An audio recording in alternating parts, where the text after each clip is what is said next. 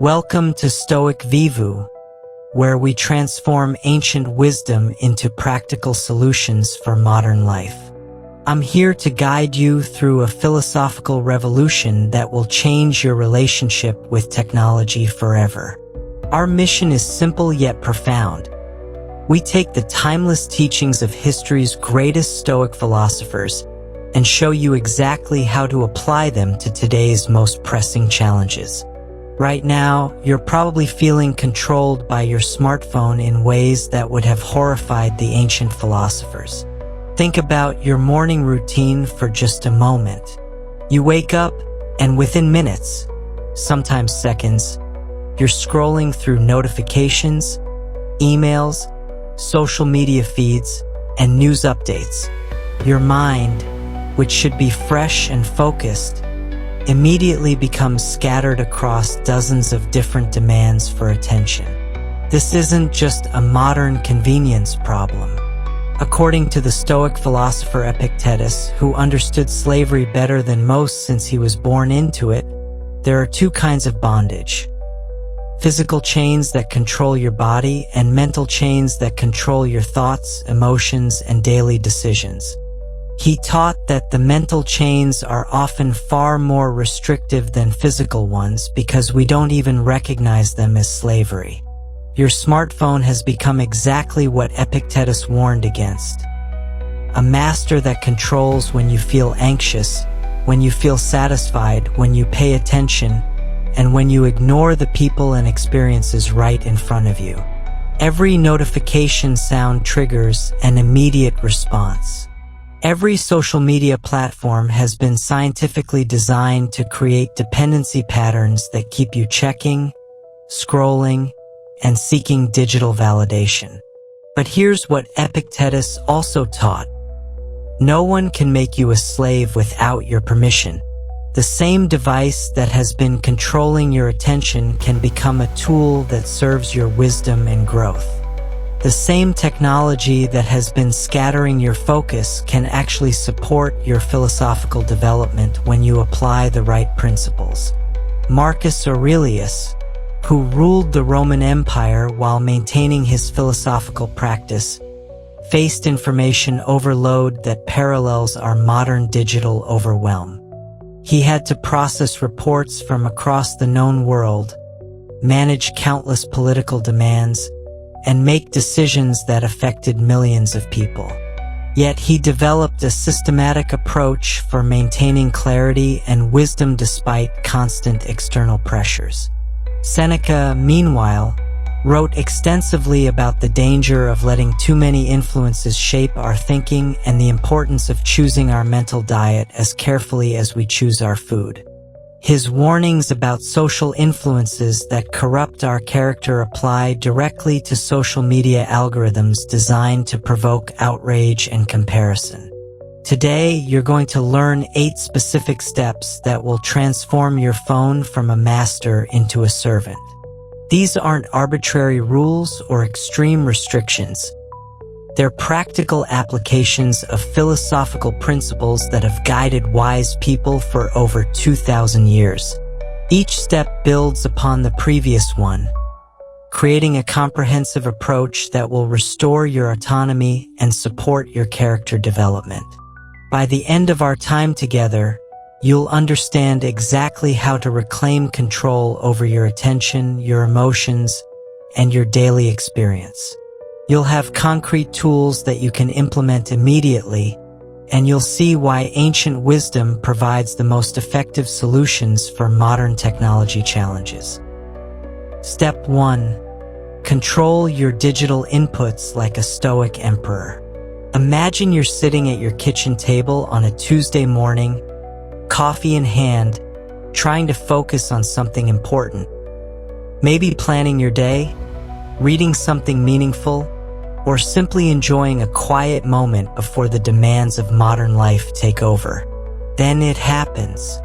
Your phone lights up with a notification, then another. Within minutes, you've been pulled into a vortex of breaking news alerts, social media updates, work emails, promotional messages, and random app notifications.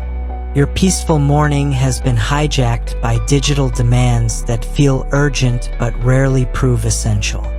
This scenario plays out millions of times every day across America, but it would have been immediately recognizable to Marcus Aurelius as a fundamental philosophical problem.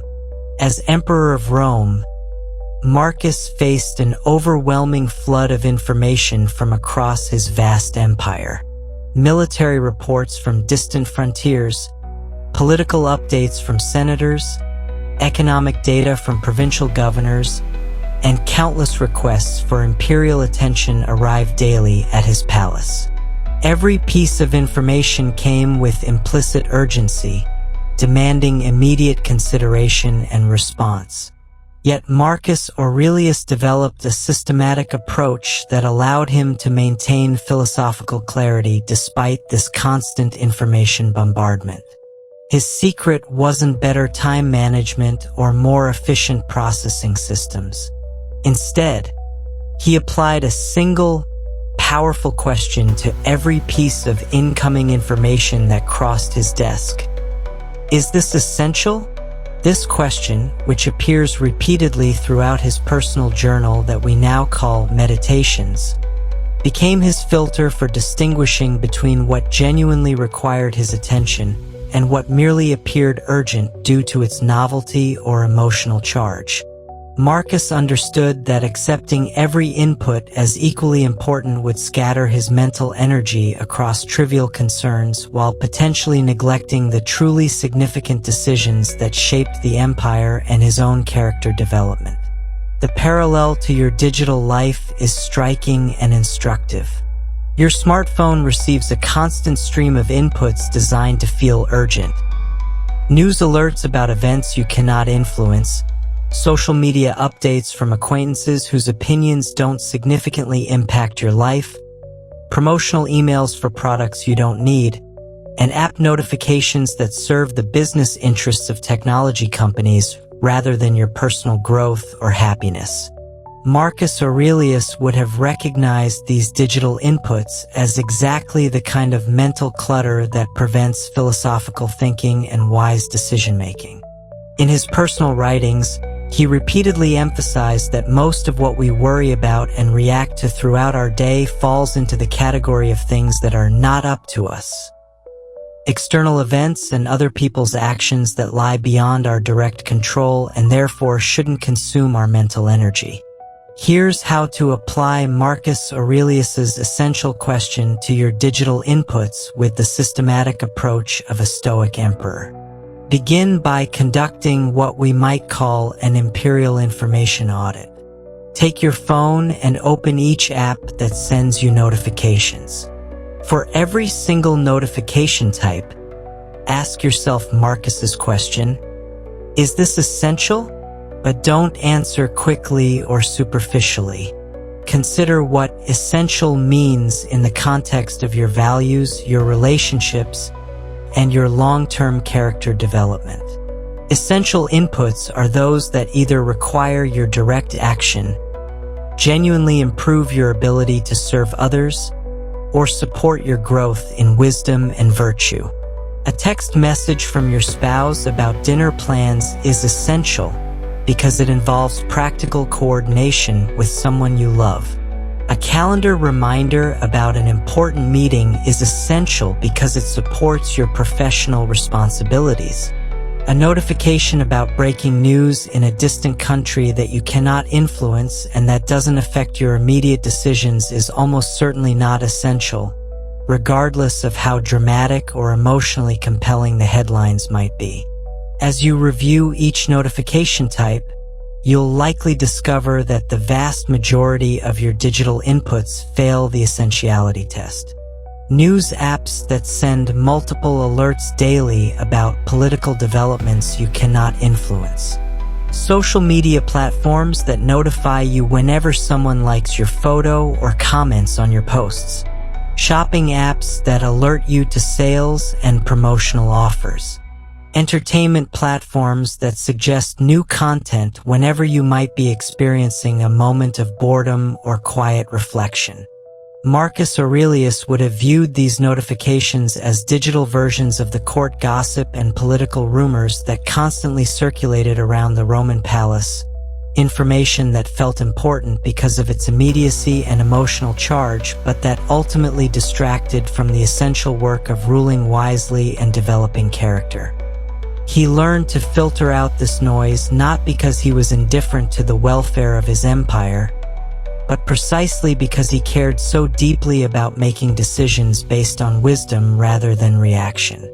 The practical implementation of this first step requires both immediate action and ongoing vigilance. Go through your phone right now and disable notifications for every app that doesn't pass the essentiality test. This isn't about becoming uninformed or disconnected from the world. It's about choosing to receive information intentionally rather than allowing algorithms designed to capture your attention to determine what you think about throughout your day. You might feel initial resistance to turning off news notifications or social media alerts, worried that you'll miss something important. Marcus Aurelius addressed this exact concern in his writings, noting that truly important information has a way of reaching us through multiple channels when we need to know it. The emperor who ruled during plague, war, and political upheaval understood that staying informed about genuine emergencies doesn't require constant monitoring of information streams designed to make everything feel like an emergency. This brings us to a crucial insight that Marcus Aurelius emphasized throughout his philosophical practice. The quality of our thinking depends heavily on the quality of our mental inputs. Just as eating junk food throughout the day leaves you feeling sluggish and unhealthy, consuming junk information throughout the day leaves your mind scattered and reactive. By controlling your digital inputs with the systematic discipline of a Stoic emperor, you create the mental space necessary for philosophical reflection, creative thinking, and wise decision-making. Building on this foundation of input control, the next logical step involves managing not just what information reaches you, but how others can access your attention throughout the day. This leads us naturally to examining how ancient Stoic principles can help us establish boundaries around communication itself. Step 2. Decide how others can reach you, the 3-channel rule. Consider this scenario.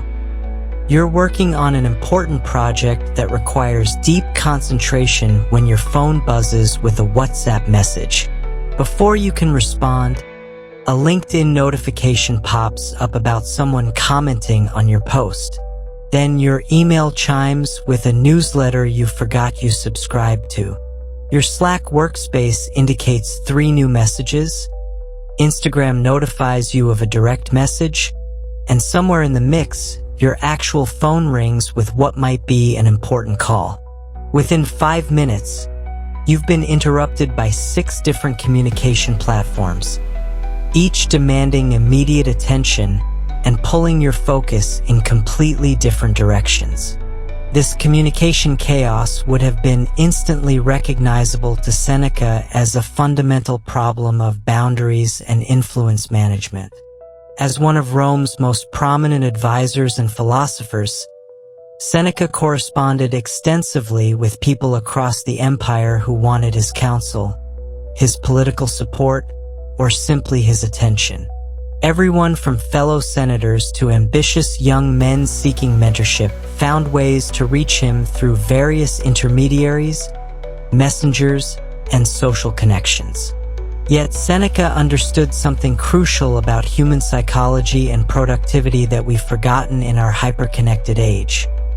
The more ways people can reach you, the less control you have over your time, attention, and mental energy. In his letters to his friend Lucilius, Seneca wrote extensively about the importance of choosing your influences carefully and limiting the number of people who could make demands on your daily attention. Seneca observed that every additional communication channel creates what he called a dependency relationship. When you make yourself available through multiple platforms, you become dependent on checking and responding to all of them. More importantly, other people begin to expect responses across these various channels, creating subtle pressure that fragments your attention throughout the day. Each platform develops its own rhythm, its own urgency patterns, and its own social expectations that gradually reshape how you spend your time. This is where Seneca's wisdom about simplicity becomes practically transformative for modern digital life. He advocated for what we can call the three-channel rule. Limit yourself to exactly 3 ways that others can reach you, and make those 3 channels serve different purposes based on the nature of your relationships and responsibilities. Here's how this ancient principle translates into contemporary communication management. Choose 3 communication methods that align with how you want to structure your relationships and professional obligations. For most people living in modern American cities, this might mean phone calls for urgent matters that require immediate back-and-forth conversation, email for thoughtful communication that benefits from written clarity, and text messaging for quick coordination with people you interact with regularly. The key insight from Seneca's philosophy is that each communication channel should serve a distinct purpose, rather than creating redundant pathways that increase complexity without adding value. Phone calls work best for conversations that benefit from tone of voice, immediate clarification, and the kind of real-time dialogue that builds deeper relationships. Email excels at communicating complex information, maintaining records of important discussions, and allowing people to respond thoughtfully when they have adequate time and mental energy. Text messaging serves the specific function of quick coordination and brief check-ins with people you trust and interact with frequently. When you limit texting to people who genuinely need immediate access to you for practical coordination, it becomes a useful tool rather than a constant source of interruption and social obligation. Notice what this 3-channel approach eliminates. The expectation that you need to be available on LinkedIn for professional networking conversations, on Instagram for social interactions, on WhatsApp for international communication, on Slack for work coordination, on Discord for community discussions, and on various other platforms that each create their own communication cultures and response expectations. Seneca would have recognized these multiple platforms as what he warned against in his letters about social complexity. He observed that when you allow too many people to influence your daily thoughts and activities, you lose the mental independence necessary for philosophical reflection and wise decision-making. Each additional communication channel brings with it not just individual messages, but the psychological pressure to monitor, respond, and maintain relationships according to the social norms of that particular platform. The practical implementation of this second step requires both immediate action and clear communication with the people in your life. Start by choosing your 3 channels based on your actual relationships and genuine needs rather than social pressure or convenience. Then systematically move your important contacts and conversations to these 3 channels while letting the others go dormant. This process often reveals how many of your communication channels exist purely out of habit or social expectation rather than genuine utility. That LinkedIn messaging feature you occasionally use could be replaced by email for the rare professional conversations that actually matter. Those Instagram direct messages could be replaced by text messaging with people you actually want to maintain regular contact with. The psychological benefit of this simplification goes far beyond mere convenience. When you limit yourself to 3 communication channels, you regain control over when and how you engage with other people's requests for your attention. Instead of feeling obligated to monitor 6 or 8 different platforms throughout the day, you can check your 3 channels intentionally and respond thoughtfully rather than reactively. Seneca emphasized that this kind of boundary setting isn't about becoming antisocial or unavailable to people who genuinely need your help and companionship. Instead, it's about creating the conditions necessary for you to be genuinely present and helpful when you do communicate. When your attention isn't scattered across multiple platforms, you can engage more deeply and meaningfully with the people and conversations that truly matter. This focused approach to communication also supports what Seneca considered one of the most important aspects of character development: learning to distinguish between what others expect of you and what you actually owe them. Many of our communication platforms create artificial urgency and social pressure that has little to do with genuine relationship building or practical necessity. With your communication channels streamlined and intentionally chosen, you've created the foundation necessary for addressing the next crucial boundary in your digital life: protecting your sleep and evening hours from technological intrusion. Step 3. Remove your phone from the bedroom tonight. Picture yourself lying in bed at 10:30 p.m. after a long day. You've finished your evening routine, brushed your teeth, and settled under the covers with the intention of getting a good night's sleep. Your phone sits on the nightstand, ostensibly serving as your alarm clock, but you notice a small light indicating a new notification. Just one quick check, you tell yourself. 30 minutes later, you're still scrolling through news articles, social media posts, and random videos. Your mind now fully alert and racing with information that has nothing to do with rest, peace, or preparation for tomorrow.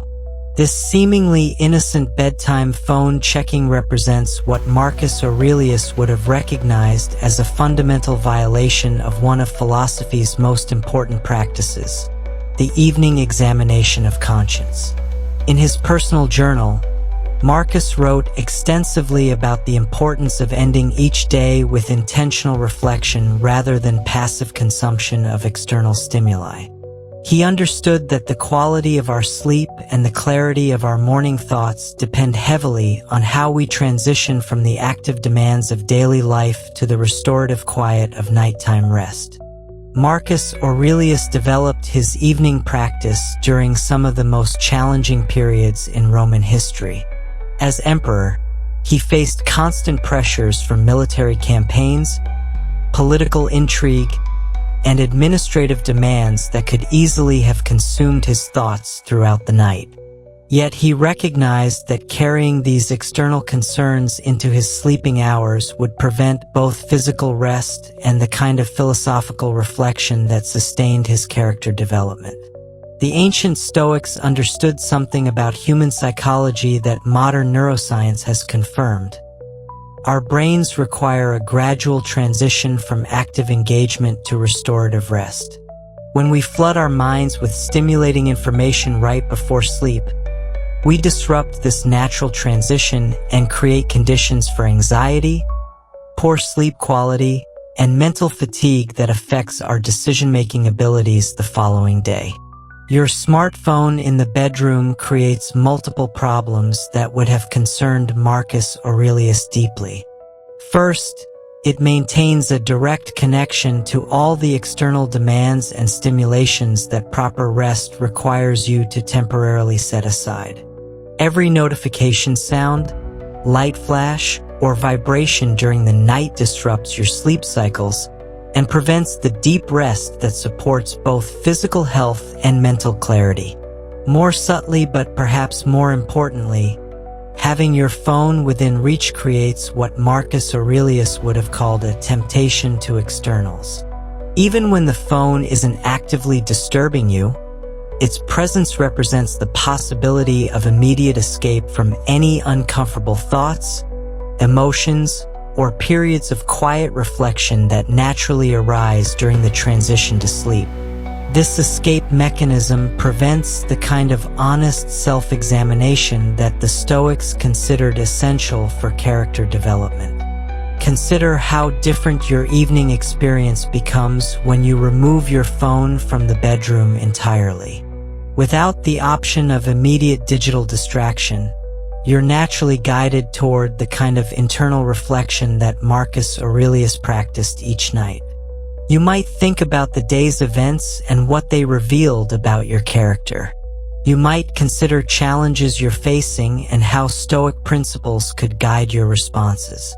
You might simply experience the rare pleasure of quiet mental space without external input demanding your attention. The practical objections to bedroom phone removal usually center around two concerns that Marcus Aurelius addressed directly in his philosophical writings. The first objection involves emergency accessibility. What if someone needs to reach you urgently during the night? Marcus Aurelius wrote extensively about distinguishing between genuine emergencies and our anxiety-driven fantasies about potential crises.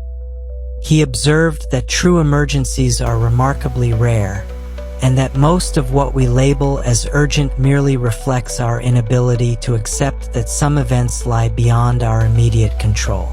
Think carefully about your actual experience with nighttime emergencies. How many times in your adult life have you received a phone call between midnight and 6 a.m.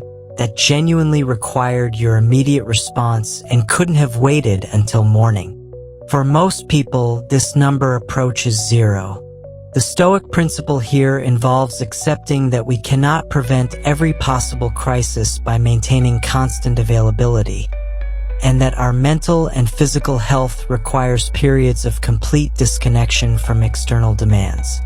The second common objection involves using your phone as an alarm clock. This seemingly practical concern often masks a deeper reluctance to establish clear boundaries between technology use and restorative time. Marcus Aurelius would have recognized this as what he called making excuses for habits that undermine our philosophical development. A simple alarm clock costs less than most people spend on coffee in a week and eliminates the rationalization for keeping a device designed for constant connectivity within arm's reach of your sleeping space. The transformation that occurs when you establish this boundary extends far beyond improved sleep quality, though that benefit alone justifies the practice. Removing your phone from the bedroom creates what Marcus Aurelius would have called a sanctuary for philosophical reflection. Your bedroom becomes a space associated with rest, intimate relationships, and internal contemplation rather than digital stimulation and external demands. This physical boundary also supports the development of what the Stoics considered one of the most important character traits: the ability to tolerate periods of quiet without immediate external stimulation. Modern life provides endless opportunities for distraction and entertainment, but wisdom develops during moments of stillness when we can honestly examine our thoughts, motivations, and responses to life's challenges. The evening hours, when properly protected from digital intrusion, become opportunities for the kind of philosophical practice that Marcus Aurelius valued most highly. You might spend time reading meaningful literature, engaging in genuine conversation with family members, or simply experiencing the increasingly rare pleasure of mental quiet without external input. With your evening hours protected and your sleep quality improved through bedroom phone separation, you create the foundation necessary for transforming how you begin each day, which leads naturally to our next essential step. Step 4. Start every morning phone-free for 1 hour. Visualize your typical morning routine unfolding in slow motion. Your alarm sounds at 6:30 a.m., and within seconds of consciousness returning, your hand automatically reaches for your phone. Before you've even sat up fully or taken a deep breath, you're scrolling through overnight notifications, reading news headlines, checking social media updates, and responding to messages that arrived while you slept. Your mind, which moments ago was in the peaceful state between sleep and waking, suddenly becomes flooded with external demands, other people's opinions, and information designed to provoke immediate emotional responses. This morning phone ritual, practiced by millions of Americans daily, would have deeply troubled both Marcus Aurelius and Epictetus for reasons that reveal fundamental insights about human psychology and philosophical development. These ancient thinkers understood that the first hour of consciousness each day represents our most precious opportunity for intentional living, clear thinking, and character formation. When we immediately surrender this crucial time to external inputs and reactive responses, we establish a pattern of mental dependency that influences every subsequent hour of our day. Marcus Aurelius wrote extensively in his Meditations about the importance of beginning each day with deliberate reflection rather than immediate reaction to external circumstances. His famous morning meditation begins, "When you wake up in the morning, tell yourself, the people I deal with today will be meddling, ungrateful, arrogant, dishonest, jealous, and surly." This wasn't pessimistic thinking, but rather philosophical preparation that allowed him to approach daily challenges with wisdom and patience rather than reactive emotion. The emperor understood something crucial about morning consciousness that modern neuroscience has confirmed. Our brains are most neuroplastic and receptive to new patterns during the first hour after waking. The thoughts, emotions, and mental frameworks we establish during this period significantly influence our decision-making capacity, stress responses, and overall psychological state throughout the entire day. When we fill this precious time with digital stimulation and external demands, we essentially program ourselves for reactive rather than reflective thinking. Epictetus approached morning practices from a different angle that provides equally valuable insights for our digital age challenges. As someone who understood slavery intimately, having been born into bondage, he emphasized that true freedom begins with choosing how we direct our attention and mental energy.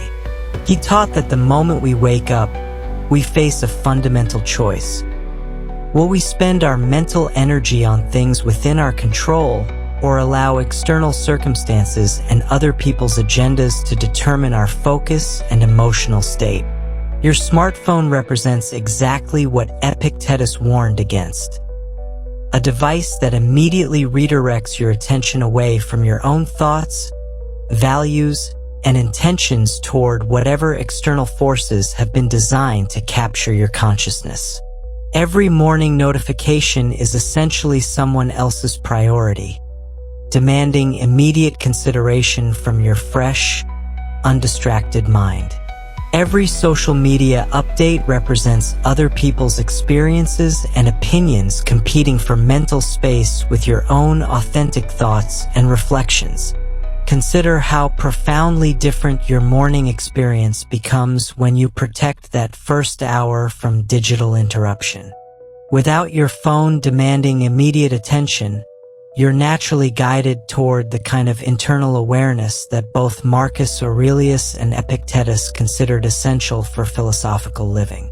You might notice physical sensations like the quality of light coming through your windows, the sounds of your neighborhood waking up, or the particular energy level in your body.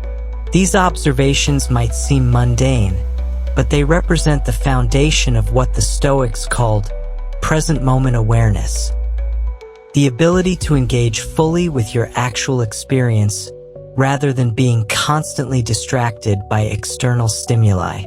The practical structure of a phone-free morning hour doesn't require rigid scheduling or complicated routines. Instead, it creates space for whatever activities support your character development and mental clarity. You might spend time journaling about yesterday's experiences and what they revealed about your responses to challenging situations. This reflects Marcus Aurelius's practice of evening reflection, but applied to morning preparation for the day ahead.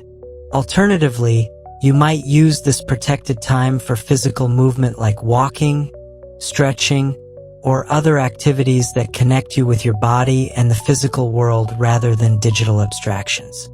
Epictetus emphasized the importance of maintaining awareness of our physical existence as a foundation for philosophical thinking.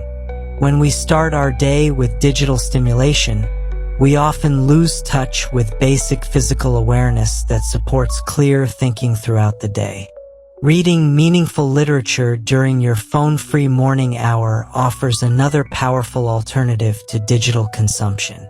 Instead of filling your mind with news headlines designed to provoke anxiety or social media content designed to trigger comparison and envy, you could engage with ideas that have sustained thoughtful people across centuries of human experience. This doesn't require academic philosophy. Any book that challenges you to think more deeply about character, relationships, or life's fundamental questions serves the philosophical purpose that Marcus Aurelius and Epictetus valued. The transformation that occurs when you establish this morning boundary extends far beyond the hour itself. When you begin each day with intentional reflection rather than reactive consumption, you establish what psychologists call a locus of control that influences your responses to challenges throughout the entire day. Instead of feeling constantly buffeted by external demands and other people's urgencies, you develop the mental stability that comes from starting each day grounded in your own values and intentions. This morning foundation of intentional awareness creates the psychological conditions necessary for making wise choices about the tools and technologies that will serve your growth rather than undermine your autonomy, which brings us to our next essential step. Step 5. Choose tools that support your wisdom, not your weakness. Imagine you're standing in line at a coffee shop and you instinctively reach into your pocket to check the time. Your phone emerges, the screen lights up, and suddenly you're no longer checking the time. You're reading a news headline, then glancing at a social media notification, then remembering an email you meant to send. What started as a simple request for temporal information has become a 5-minute journey through digital distractions that leaves you feeling slightly scattered and disconnected from the present moment you were actually experiencing. This scenario illustrates what Epictetus would have recognized as a fundamental confusion about the proper relationship between human beings and the tools they use. In his teachings about externals, things outside our direct control, Epictetus emphasized that we should use objects and technologies as instruments that serve our philosophical development, rather than allowing them to shape our behavior in ways that undermine our autonomy and wisdom. Epictetus lived in an era when the primary tools were simple physical objects: writing tablets, oil lamps, basic furniture, and utilitarian clothing. Yet his insights about the psychology of tool use apply directly to our relationship with digital technology. He taught that every external object we incorporate into our daily life should pass a crucial test. Does this thing increase our freedom and support our character development? Or does it create new dependencies and encourage habits that weaken our philosophical practice? This distinction becomes particularly important when we consider how modern technology companies design their products. Unlike the simple tools that Epictetus knew, contemporary digital devices are explicitly engineered to capture and hold human attention through what behavioral psychologists call variable reward schedules. Your smartphone combines the functions of dozens of separate tools: clock, calculator, camera, library, communication device, entertainment system, but it delivers each function through interfaces designed to encourage continued usage rather than efficient completion of specific tasks. Understanding this design reality allows us to approach technology choices with the kind of philosophical discrimination that Epictetus advocated. Instead of accepting whatever devices and applications marketing messages suggest we need, we can evaluate each tool according to Stoic criteria that prioritize wisdom development over convenience or entertainment value. Consider the seemingly simple decision about how to check the time throughout your day. A traditional watch serves this single function efficiently and completely. You glance at your wrist, obtain the temporal information you need, and return your attention to whatever activity or conversation you were engaged with before. The interaction is brief, purposeful, and supports your ability to remain present with your actual experience. Contrast this with using your smartphone as a timepiece. The same innocent desire to know the current time triggers a complex sequence of potential distractions. The phone screen displays not just the time, but notifications from various applications, missed calls, text message previews, and icons representing dozens of different digital activities. Even if you successfully resist these distractions and only glance at the time, the brief visual exposure to multiple information streams creates what cognitive psychologists call attention residue, subtle mental processing that continues even after you've put the device away. This comparison reveals the deeper philosophical principle that Epictetus taught about choosing our relationships with external objects. He emphasized that true freedom comes from using things for their intended purpose without becoming psychologically dependent on the additional functions, convenience features, or social status they might provide. A watch that tells time supports your autonomy.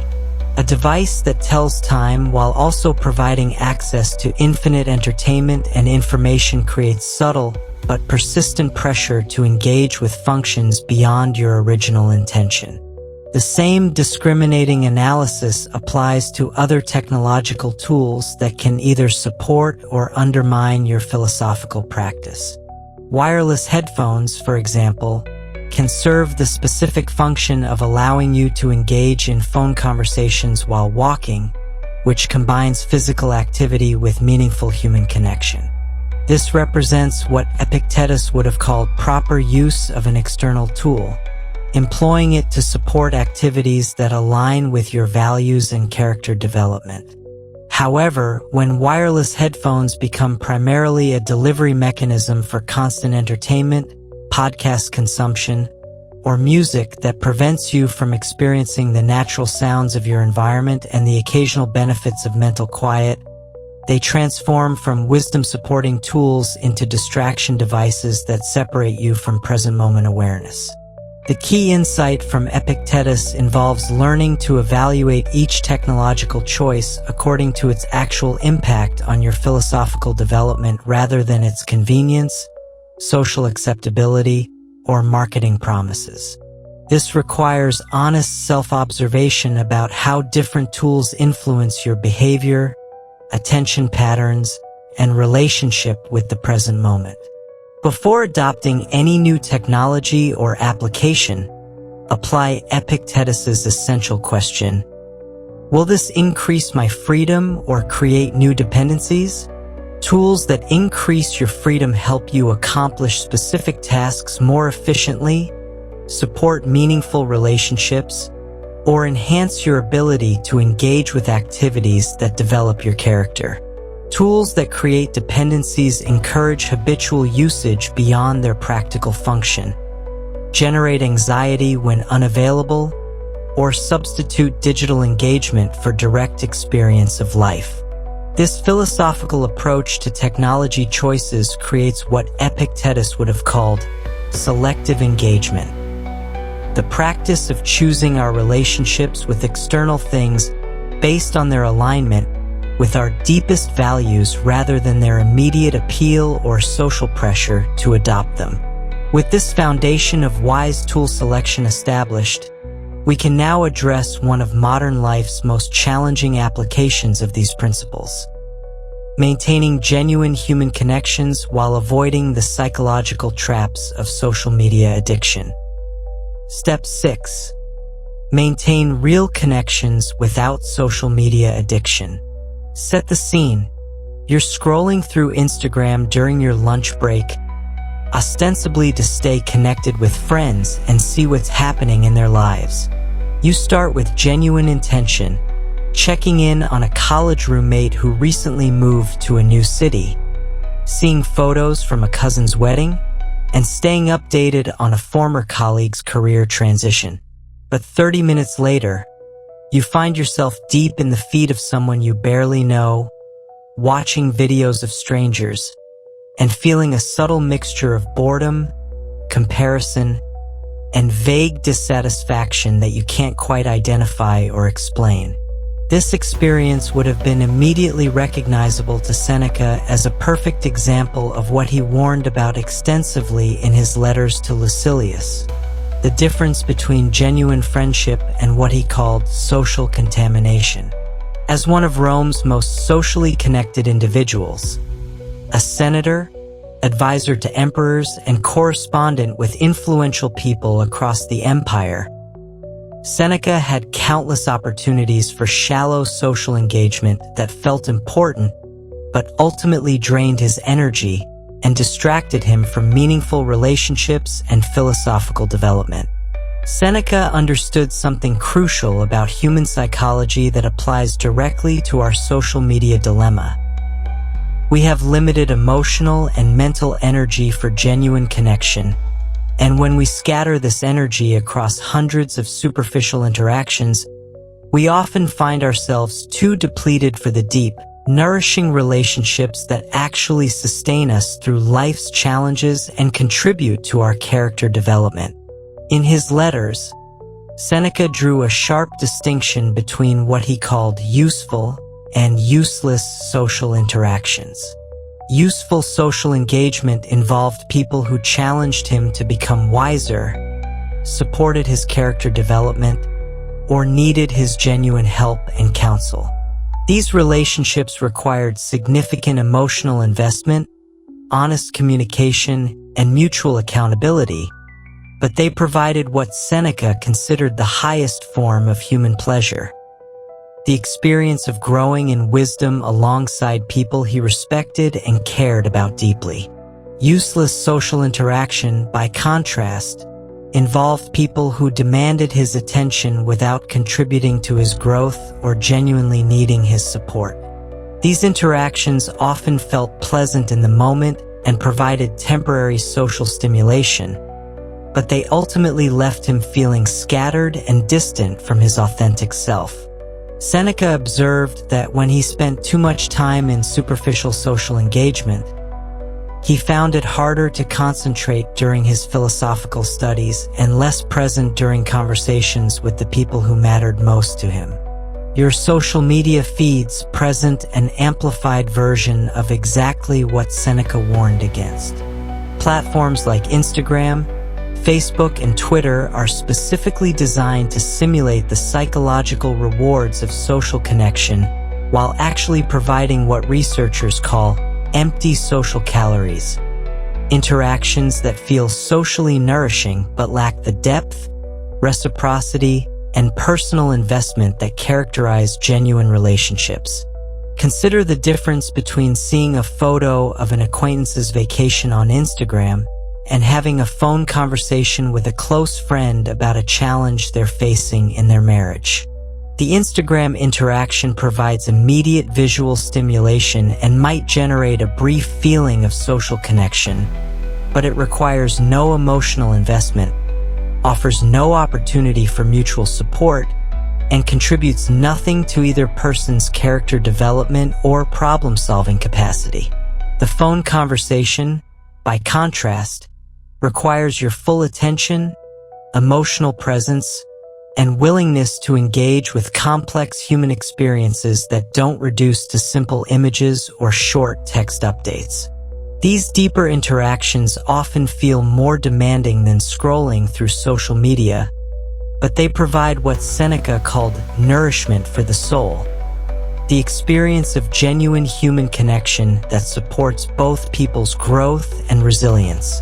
This distinction leads to a practical approach that Seneca would have endorsed, using technology to facilitate real relationships while avoiding the psychological trap of substituting digital social stimulation for authentic human connection. Instead of checking social media platforms on your phone throughout the day, designate specific times when you can engage with these platforms intentionally on a computer, where the experience feels more like correspondence and less like constant entertainment. When you approach social media as you might approach checking email, something you do deliberately at specific times rather than impulsively throughout the day, you transform it from an attention-scattering distraction into a tool that can actually support your real relationships. You might use Instagram to see important updates from people you genuinely care about, then reach out to them directly through phone calls or text messages when you want to engage more deeply with their experiences. This approach allows you to maintain awareness of what's happening in your broader social network without falling into what Seneca called the trap of endless acquaintance tending. You stay informed about friends' major life events, career changes, and celebrations, but you invest your deeper emotional energy in direct, personal interactions with the people who matter most to you. The psychological benefit of this separation between broad social awareness and deep personal connection extends far beyond time management. When you're not constantly consuming other people's curated life presentations, you become more present with your own experiences and less prone to the comparison and inadequacy that social media algorithms are designed to generate. Seneca emphasized that true friendship requires what he called selective social energy, the practice of choosing carefully where you invest your emotional attention and conversational time.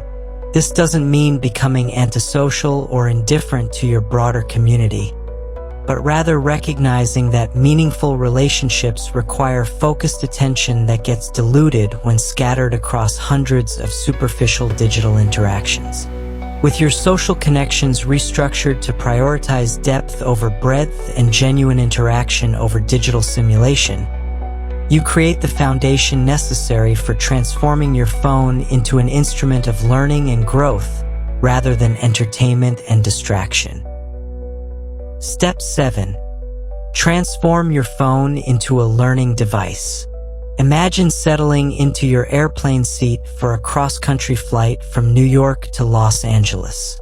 You have 5 uninterrupted hours ahead of you, and you reach for your phone with the automatic intention of watching downloaded movies, scrolling through saved social media content, or playing mobile games to pass the time.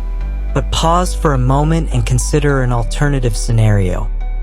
What if those same 5 hours could transform your understanding of a subject that genuinely interests you, develop a skill that enhances your career, or deepen your appreciation for literature, history, or philosophy that has enriched human thinking for centuries?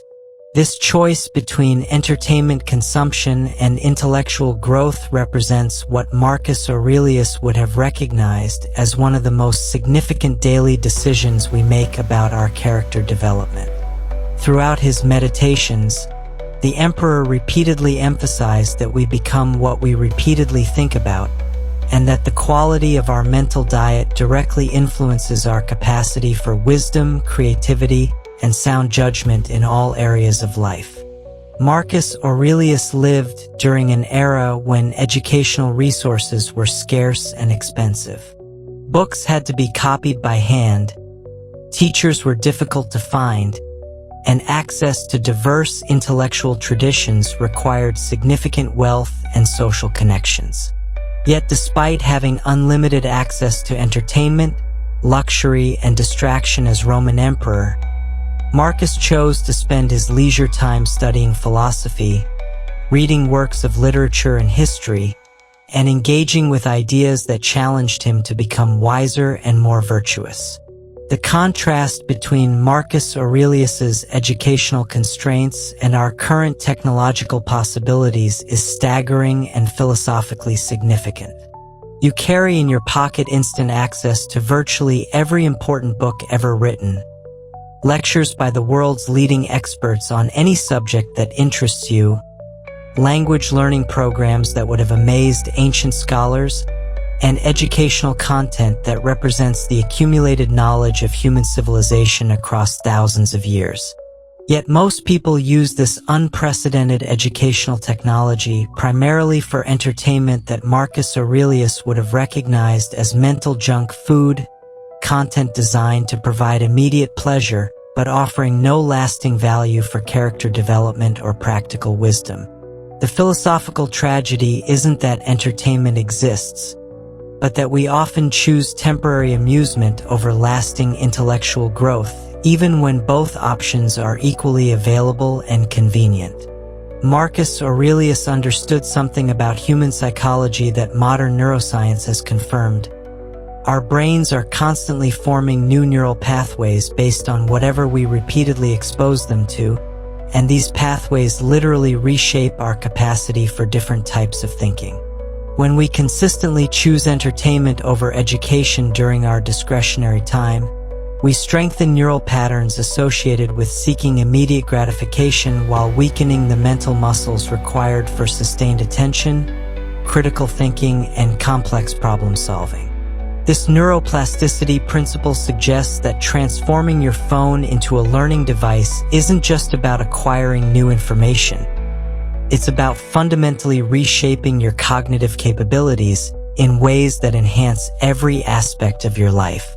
When you regularly engage with challenging books, educational podcasts, or skill-building applications, you develop what Marcus Aurelius called mental strength.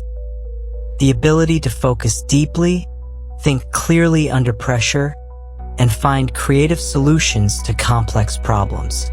The practical transformation begins with an honest assessment of how you currently use your phone during moments when you're seeking mental stimulation. Notice the times when you automatically reach for your device, not because you need to accomplish something specific, but because you want mental engagement or relief from boredom. These moments represent golden opportunities for intellectual development that most people unconsciously surrender to algorithmic entertainment designed to keep you consuming rather than growing. Replace entertainment applications with educational alternatives that align with your genuine interests and long-term goals rather than whatever content recommendation algorithms suggest. If you're interested in history, download applications that provide access to historical documents, biographies, or academic lectures rather than history-themed games or superficial documentary clips. If you want to develop professional skills, choose applications that offer structured learning programs rather than just inspirational content about success and productivity. The key philosophical principle from Marcus Aurelius involves choosing difficulty over ease when both options provide mental engagement. Entertainment feels easier because it requires no effort, provides immediate rewards, and makes no demands on your intellectual capabilities.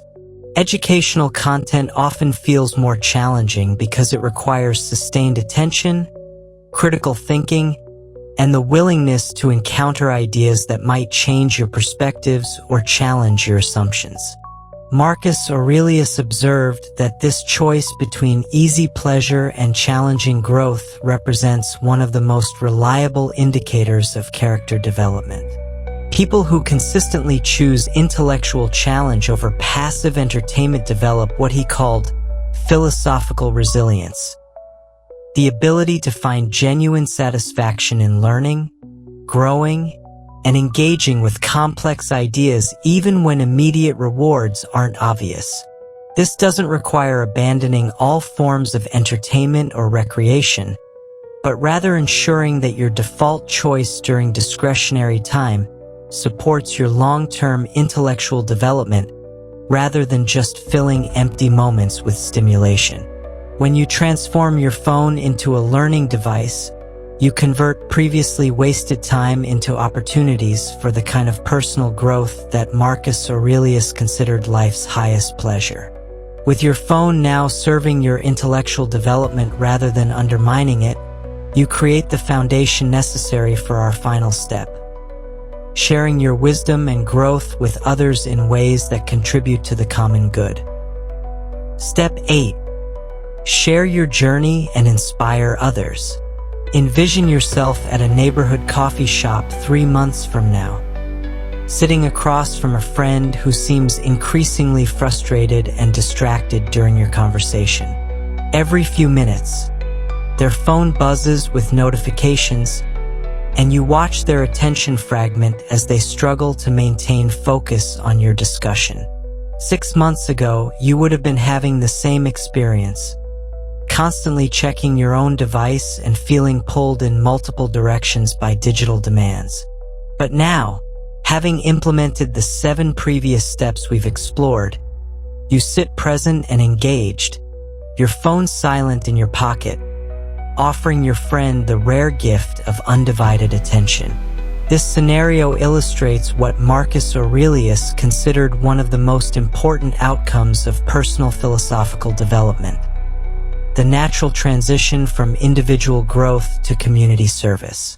Throughout his meditations, Marcus emphasized that we develop wisdom and character not just for our own benefit, but to become more useful to the people around us and to contribute positively to what he called the common good, the collective well-being of human society. Marcus Aurelius understood that philosophical insights remain incomplete until they generate positive influence in our relationships and communities.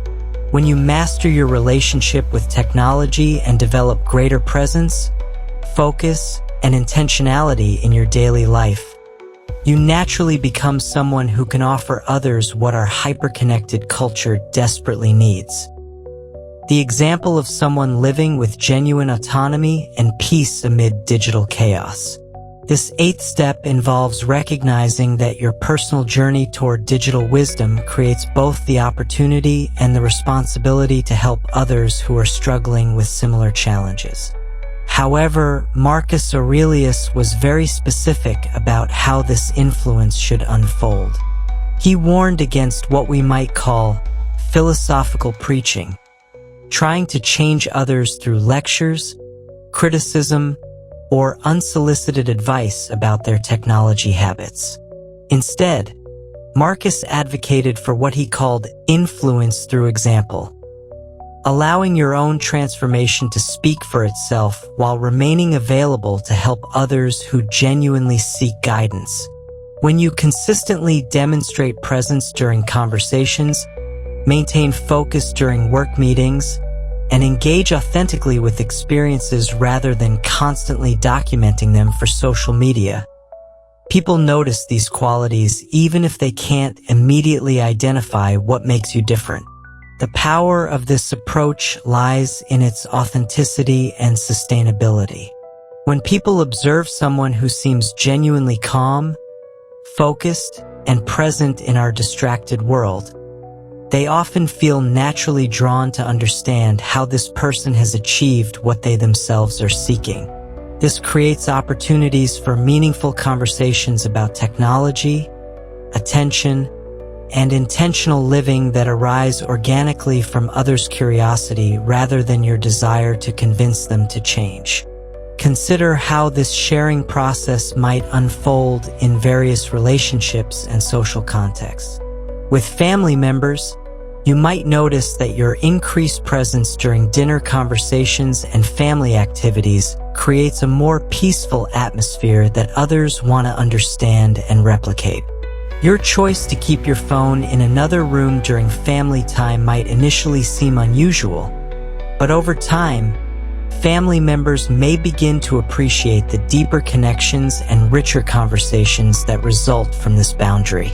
In professional settings, your ability to maintain focus during meetings, resist the urge to multitask with devices, and engage fully with colleagues' ideas often stands out dramatically in our attention-fragmented workplace culture. Coworkers may begin asking about your apparent immunity to digital distraction and your strategies for maintaining concentration amid constant interruptions. The key insight from Marcus Aurelius involves approaching these conversations with genuine humility and practical helpfulness rather than philosophical superiority or rigid rulemaking. When someone asks about your technology habits, focus on sharing specific strategies that have worked for you while acknowledging that different approaches work for different people and situations. You might explain how removing your phone from the bedroom improved your sleep quality and morning clarity, but avoid suggesting that this approach is necessary for everyone. You could describe how limiting yourself to 3 communication channels reduced your stress and increased your availability for meaningful relationships, while recognizing that others might need different communication strategies based on their work requirements or family situations. This humble, practical approach to sharing your journey reflects what Marcus Aurelius called useful service, offering help that genuinely serves others' growth rather than satisfying your own desire to be seen as wise or disciplined. The goal isn't to convert others to your specific technology practices, but to demonstrate that intentional, philosophical approaches to digital life are possible and beneficial. Marcus Aurelius also emphasized the importance of sharing not just your successes, but your ongoing challenges and learning process. When you honestly acknowledge that managing technology remains an ongoing practice rather than a completed achievement, you make philosophical living feel accessible rather than intimidating to others. You might share how you still sometimes find yourself reaching for your phone out of habit, but now catch yourself more quickly and redirect your attention more intentionally. This honesty helps others understand that philosophical development is a continuous process of awareness and adjustment rather than perfect adherence to rigid rules. The ultimate expression of this 8th step involves creating what Marcus Aurelius called philosophical community. Relationships and social environments where people support each other's growth in wisdom, presence, and intentional living. This might mean starting conversations about technology and attention with friends who share your interests, participating in or creating groups focused on mindful living, or simply being someone who consistently models thoughtful engagement with digital tools. Through this sharing and community building, your personal journey toward digital wisdom extends beyond individual benefit to contribute to the broader cultural shift toward more intentional, philosophical approaches to technology that our society desperately needs. The 8 steps you've learned today represent far more than strategies for managing your smartphone. They embody a comprehensive approach to reclaiming your autonomy in an age designed to undermine it. When Marcus Aurelius wrote that you have power over your mind, not outside events, he was addressing the fundamental choice that confronts you every single day. Will you live as a philosopher who uses tools consciously, or will you become a slave to devices designed to control your attention, emotions, and decisions? Consider how profoundly your daily experience transforms when you implement these ancient principles in your modern life. Your mornings begin with intentional reflection rather than reactive scrolling, creating mental clarity that influences every subsequent decision. Your communication flows through carefully chosen channels that serve genuine relationships rather than scatter your attention across endless digital obligations. Your evenings provide space for restoration and philosophical contemplation instead of stimulating entertainment that disrupts both sleep and character development. Each step builds upon the others to create what the Stoics called an integrated philosophical life. A way of living where your daily practices align with your deepest values and support your ongoing growth in wisdom. When you control your digital inputs like a Stoic emperor, you develop the discernment necessary for all decision-making. When you establish clear communication boundaries, you practice the art of choosing your influences wisely. When you protect your sleep and morning hours from technological intrusion, you create the mental foundation necessary for philosophical thinking throughout each day. The tools you choose to support your wisdom rather than feed your weaknesses become extensions of your character development rather than obstacles to it. Your approach to social connections emphasizes depth over breadth, authenticity over performance, and genuine service over digital validation. Your phone transforms from an entertainment device into a learning instrument that supports your intellectual growth and practical wisdom. Finally, you share these insights with others not through preaching or judgment, but through the powerful example of someone living with genuine presence and intentionality. This transformation represents what Epictetus called the journey from mental slavery to authentic freedom.